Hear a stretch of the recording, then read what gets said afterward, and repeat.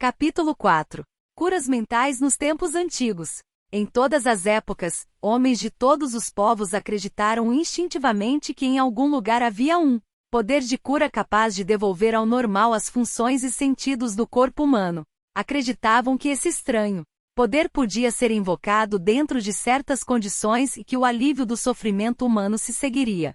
A história de todos os povos apresenta testemunhos em apoio a essa crença. Nos primórdios da história do mundo, o poder de secretamente influenciar homens para o bem ou para o mal, inclusive a cura dos doentes, era atribuído aos sacerdotes e aos homens santos de todos os povos.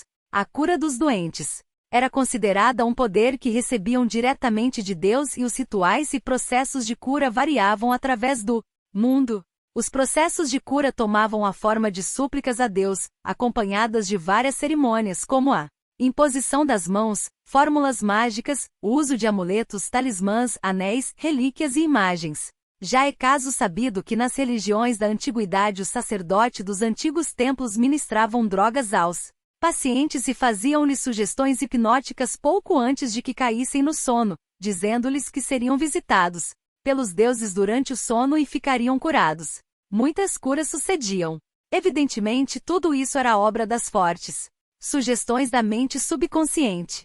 Após o cumprimento de certos ritos misteriosos, os devotos de Hecate viriam a deusa durante o sono, contanto que antes de dormir tivessem rezado de acordo com instruções esquisitas e fantásticas. Tinham de fazer uma mistura de lagarto, resina, incenso e mirra, moendo tudo a céu aberto numa noite de lua em quarto crescente.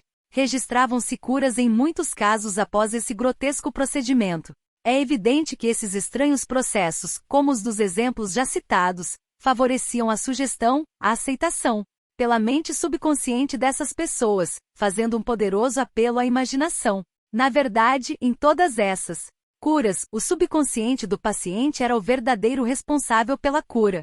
Em todas as épocas, curandeiros obtiveram resultados notáveis em casos nos quais a habilidade médica autorizada falhara. Isso dá o que pensar. Como esses curandeiros em todas as partes do mundo realizaram suas curas?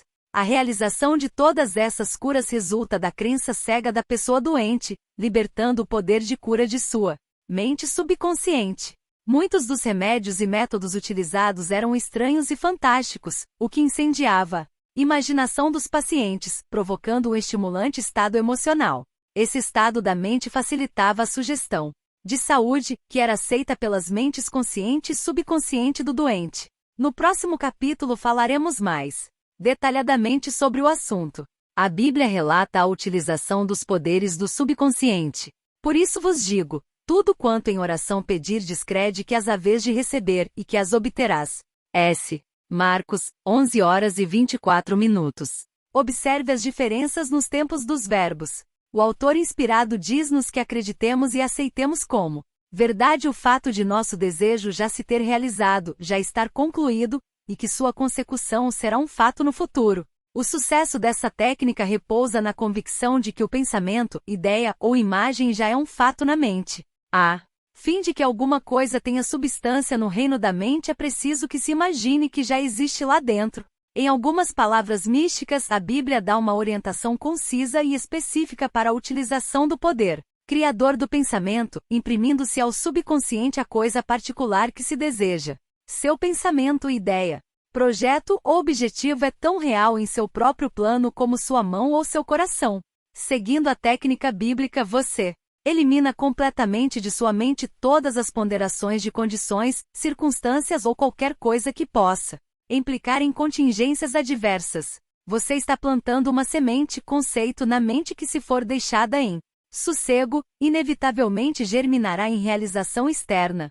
A primeira condição que Jesus instituiu foi a fé. Na Bíblia se pode ler, repetidas vezes, de acordo com a tua fé. Assim te acontecerá. Se você planta certos tipos de sementes no solo, tem fé de que crescerão de acordo com sua espécie. É assim que acontece com as sementes e, confiando nas leis do desenvolvimento e da agricultura, você sabe que as sementes germinarão conforme a sua espécie. A fé, como se menciona na Bíblia, é um modo de pensar, uma atitude da mente, uma certeza interior, sabendo que a ideia aceita integralmente pela mente consciente será transmitida à mente subconsciente e concretizada. A fé consiste, em certo sentido, em aceitar como verdade o que sua razão e seus sentidos negam, isto é, o abandono das posições da mente consciente, racional e analítica, e a adesão a uma atitude de confiança integral no poder interior da mente subconsciente. Um exemplo clássico da técnica bíblica está registrado em S. Mateus 9:2.28-30, e tendo entrado em casa, aproximaram-se dele os cegos, e Jesus lhes perguntou: Credes que vos posso fazer isto? Responderam-lhe: Sim, Senhor. Então lhes tocou os olhos, dizendo: Faça-se conforme a vossa fé. E abriram-se-lhes os olhos. Jesus, porém, os advertia severamente, dizendo: Vede que ninguém o saiba. Nas palavras faça-se conforme a vossa fé pode-se verificar que Jesus está na verdade fazendo um apelo à cooperação da mente subconsciente dos cegos. A fé era sua grande esperança, o sentimento interior, a convicção interior de que algo milagroso aconteceria e que suas orações seriam atendidas, e foram. Essa é a técnica de cura, perpetuada por todas as espécies, utilizada da mesma forma por todos no mundo inteiro, independente das convicções religiosas. Com as palavras vede que ninguém o saiba, Jesus recomendou aos recém-curados que não discutissem a cura, porque seriam objeto das críticas céticas dos incrédulos. Isso podia servir para anular os benefícios que haviam recebido das mãos de Jesus, ao lhes porem pensamentos de medo, dúvida e ansiedade na mente subconsciente. Pois com autoridade e poder ordena aos espíritos imundos, e eles saem. S. Lucas 4:36. Quando os doentes vinham a Jesus para ser curados, saíam curados por causa da fé que possuíam juntamente com sua fé e compreensão do poder de cura do subconsciente. O que determinava sentia intimamente que era verdadeiro. Ele e as pessoas que necessitavam de ajuda eram todos a mente subjetiva universal, e seu conhecimento e convicção interiores do poder de cura alteravam os padrões negativos destruidores do subconsciente dos pacientes. As curas resultantes eram a resposta automática à mudança mental interna. Sua ordem era o apelo ao subconsciente dos pacientes somado à sua consciência, sentimento e absoluta confiança na resposta do subconsciente às palavras que pronunciava com autoridade. Milagres nos santuários do mundo inteiro. É um fato reconhecido que ocorreram curas em vários templos do mundo inteiro, no Japão e na Índia, na Europa e na América. Visitei diversos dos famosos santuários do Japão. No famoso santuário de Jabutsu há uma gigantesca estátua de bronze, representando Buda com as mãos entrelaçadas e a cabeça inclinada, numa atitude de profundo êxtase contemplativo. Possui 13 metros de altura e é conhecido como Grande Buda. Ali vi jovens e velhos depondo oferendas a seus pés. Oferece-se dinheiro, frutas, arroz e laranja. Acendem-se velas, queima-se incenso e recitam-se orações e pedidos. O guia explicou-me a salmodia de uma jovem que murmurava uma oração, depois curvou-se toda e colocou 2 laranjas como oferenda. Disse-me que ela perderá a voz e recuperara no templo. Estava agradecendo a Buda por ter recobrado a voz. Tinha fé em que Buda lhe devolveria a voz se seguisse um determinado ritual, jejuasse e fizesse certas oferendas. Tudo isso contribuiu para inspirar fé e esperança, resultando num condicionamento de sua mente até a crença de ficar curada. E o subconsciente respondeu a essa crença. Para exemplificar ainda mais o poder da imaginação e a fé cega, vou contar o caso de um parente meu, portador de tuberculose. Os pulmões estavam bastante atacados pela doença. O filho decidiu curá-lo. Voltou para Perth, na Austrália Ocidental, onde o pai vivia, e disse-lhe que encontrara um monge que voltará de um dos templos de Eura na Europa. Esse monge vendera-lhe um pedaço da cruz verdadeira.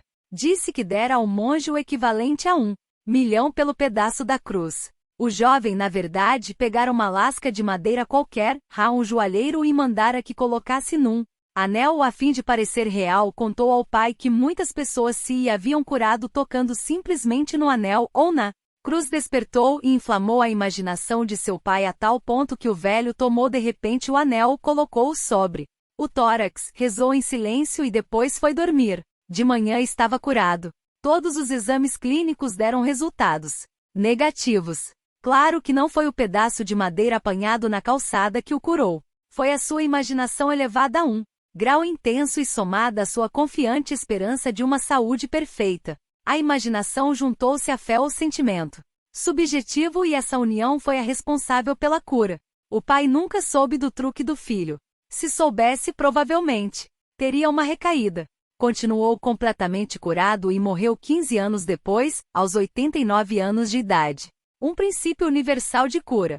É um fato sabido que todas as diversas escolas de cura obtêm resultados realmente maravilhosos. A conclusão óbvia que se chega é que deve haver algum princípio básico comum a todas, a saber, a mente subconsciente e um só processo de cura, a fé. É chegado o momento de, mais uma vez, recordar as seguintes verdades fundamentais.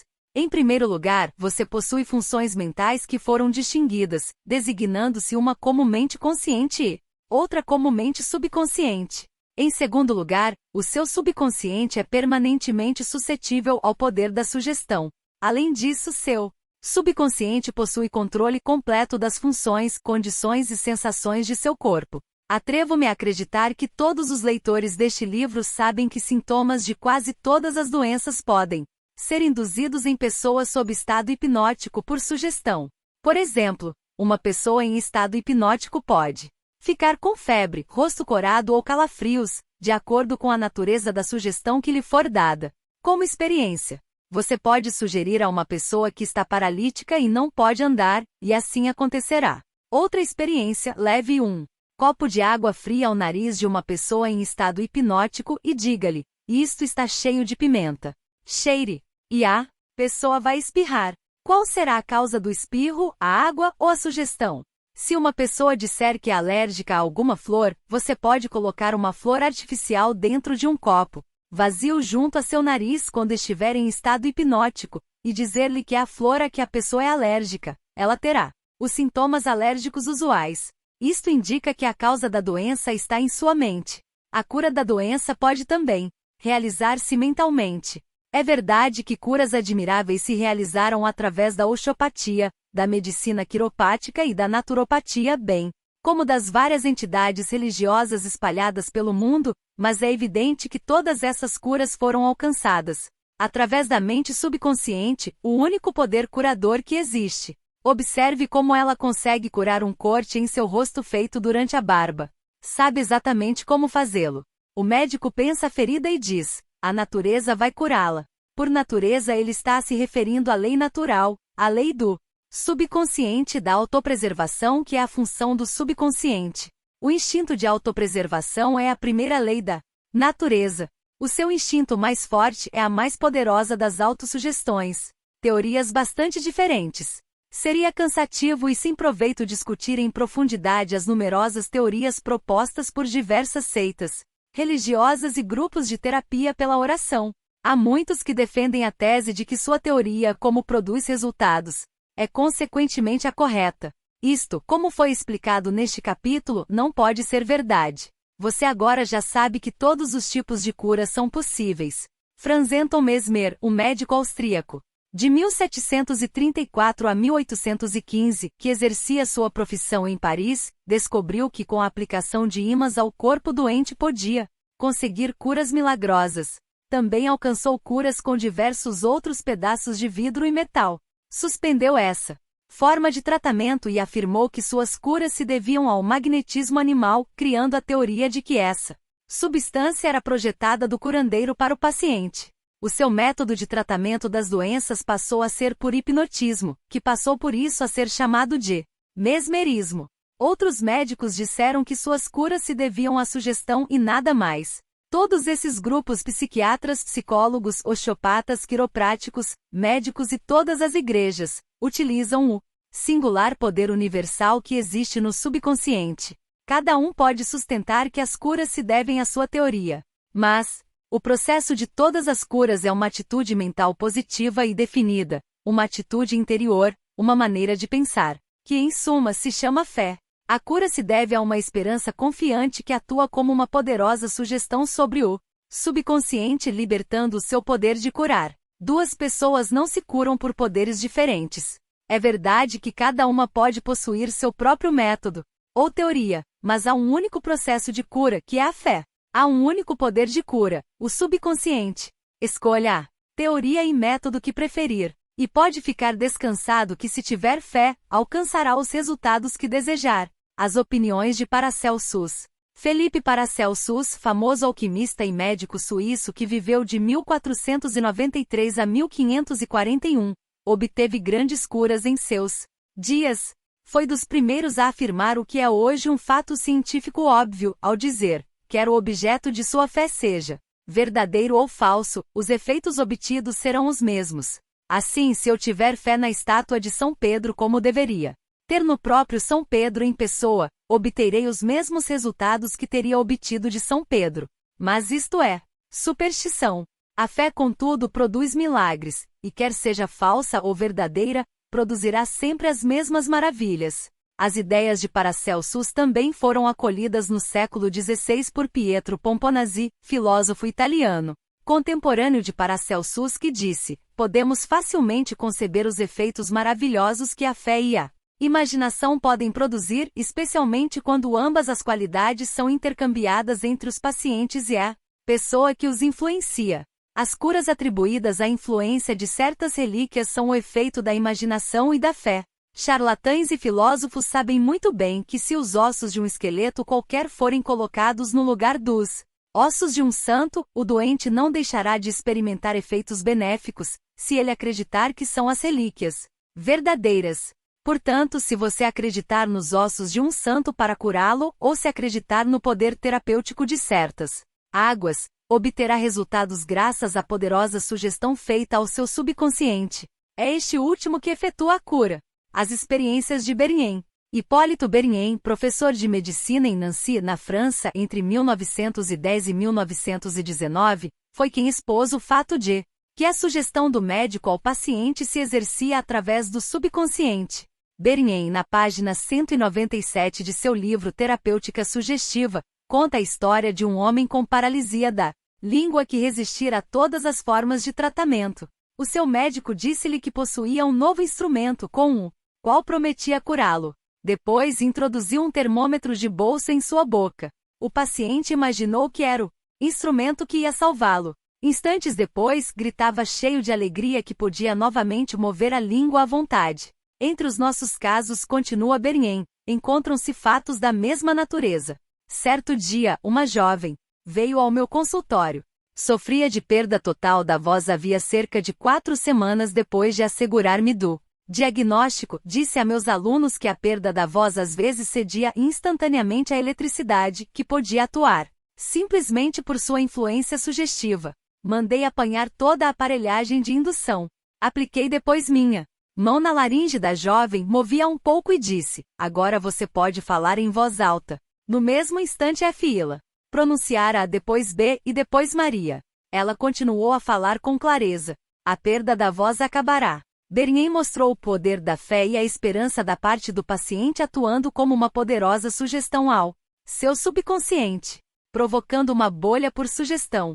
Bernien afirma que produziu uma bolha na nuca de um paciente colocando nela um selo e sugerindo que se tratava de um emplastro. Isto tem sido confirmado pelas observações e experiências de inúmeros médicos em várias partes do mundo, de maneira a não deixar dúvidas que mudanças estruturais são um resultado possível da sugestão verbal aos pacientes. A causa do estigma sangrento. Na página 153 do livro de Hudson A Lei dos Fenômenos Psíquicos pode-se ler: hemorragia e estigmas sangrentos podem ser induzidos em certos pacientes por meio da sugestão. O Dr. M. Bohr pôs um paciente em estado sonambúlico e fez-lhe a seguinte sugestão: hoje à tarde, às 4 horas depois da hipnose, você virá ao meu consultório, sentar-se-á na poltrona, cruzará os braços e seu nariz começará a sangrar. Na hora marcada, o jovem fez exatamente o que lhe fora determinado. Várias gotas de sangue saíram de sua narina esquerda. Em outra ocasião, o mesmo pesquisador traçou o nome do paciente em seus 2 antebraços com a ponta cega de um instrumento.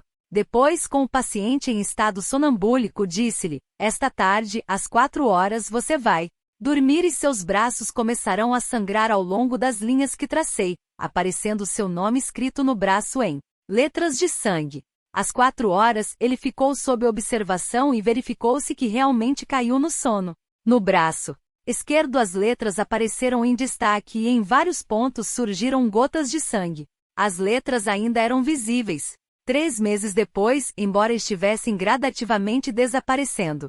Esses fatos demonstraram de uma vez a correção das duas proposições fundamentais antes enunciadas, isto é, a permanente suscetibilidade do subconsciente ao poder da sugestão e o controle perfeito que ele exerce sobre todas as funções, sensações e condições do corpo. Todos os fenômenos citados dramatizam em cores vivas condições anormais induzidas pela sugestão e são a prova conclusiva de que, como um homem pensa em seu coração, mente subconsciente assim é. Pontos a destacar. 1. Lembre-se constantemente de que o poder de curá-lo está em seu próprio subconsciente. 2. Saiba que a fé é como uma semente plantada no solo, cresce de acordo com sua espécie. Plante a ideia. Semente em sua mente, regue e fertilize-a com a esperança e ela florescerá. 3. A ideia que você tem para um livro, uma nova invenção ou uma peça, é real em sua mente. Esta é a razão pela qual você pode acreditar que já a possui. Acredite na realidade de sua ideia, projeto ou invenção, e na medida em que o fizer, tudo se tornará manifesto. 4. Ao orar por outra pessoa, lembre-se que seu íntimo conhece a beleza, a perfeição e a unidade e pode, portanto, mudar os padrões negativos do subconsciente da outra pessoa, obtendo resultados maravilhosos. 5. As curas milagrosas de que você ouviu falar, obtidas em diferentes santuários, devem-se à imaginação e à fé cega atuante sobre o subconsciente, libertando o seu poder de curar. 6. Toda doença se origina na mente. Nada surge no corpo a menos que haja um padrão mental correspondente. 7. Os sintomas de qualquer doença podem ser induzidos em você por sugestão. Isso demonstra o poder do seu pensamento. 8. Há um único processo de cura, que é a fé. Há um único poder curador, que é o seu subconsciente. 9. Quer seja falso ou verdadeiro o objeto da sua fé, você obterá resultados. O seu subconsciente responde ao pensamento existente em sua mente. Considere a fé como um pensamento em sua mente e isso será suficiente.